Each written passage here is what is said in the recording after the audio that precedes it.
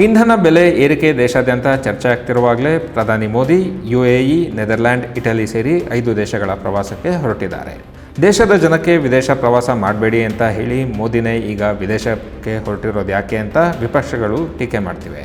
ಅಂದಹಾಗೆ ಈ ವಿದೇಶಗಳ ಪ್ರವಾಸ ಈಗ ನಿಗದಿಯಾಗಿರುವುದಿಲ್ಲ, ಹಲವು ದಿನಗಳ ಹಿಂದೆನೇ ಇದಕ್ಕೆ ತಯಾರಿ ಅಂತ ನಡೆದಿರುತ್ತೆ.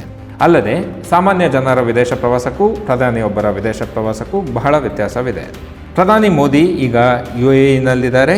ಅಲ್ಲಿ LPG ಮತ್ತು ಡಿಫೆನ್ಸ್ಗೆ ಸಂಬಂಧಿಸಿದಂತೆ ಒಂದಷ್ಟು ಒಪ್ಪಂದಗಳು ನಡೆದಿದೆ. LPG ಒಪ್ಪಂದದಿಂದ ಈಗಿನ ಬೆಲೆ ಏರಿಕೆ ಮೇಲೆ ಯಾವುದೇ ಪರಿಣಾಮ ಇರೋದಿಲ್ಲ.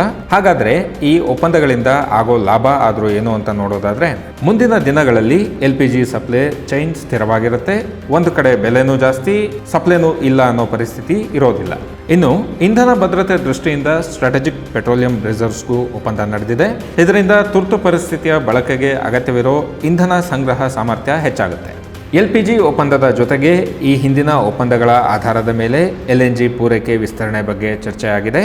2028ರಿಂದ ಮುಂದಿನ 10 ವರ್ಷ HPCL ವರ್ಷಕ್ಕೆ 5 ಲಕ್ಷ ಟನ್ LNG ಖರೀದಿಸೋದು, ಸಮುದ್ರ ಲಾಜಿಸ್ಟಿಕ್ಸ್ ಮತ್ತು ಇಂಧನ ಸಾರಿಗೆ ಭದ್ರತೆಗೆ ಪೂರಕವಾಗಿ ಗುಜರಾತ್ನ ವಾಡಿನಾರ್ನಲ್ಲಿ ಹಡಗು ದುರಸ್ತಿ ಕೇಂದ್ರ ಸ್ಥಾಪನೆ ಒಪ್ಪಂದದ ಪ್ರಮುಖ ಅಂಶಗಳಾಗಿದೆ. ತೈಲ ಮತ್ತು ಅನಿಲದ ಹೊರತಾಗಿ UAE ಭಾರತದ ಮೂಲಸೌಕರ್ಯ ಮತ್ತು ಹಣಕಾಸು ವಲಯದಲ್ಲಿ $5 ಬಿಲಿಯನ್ ಹೊಸ ಹೂಡಿಕೆಗಳಿಗೆ ಒಪ್ಪಿಗೆ ಕೊಟ್ಟಿದೆ. ಒಟ್ಟಾರೆ ಪ್ರಧಾನಿ ಮೋದಿ ಈ ಭೇಟಿ ಮೂಲಕ ಅಲ್ಲಿ 2 ರಾಷ್ಟ್ರಗಳ ಸಹ ಮಾಲೀಕತ್ವ ಮತ್ತು ಪೂರೈಕೆ ಸರಪಳಿಯೊಂದು ಭದ್ರಗೊಂಡಿದೆ.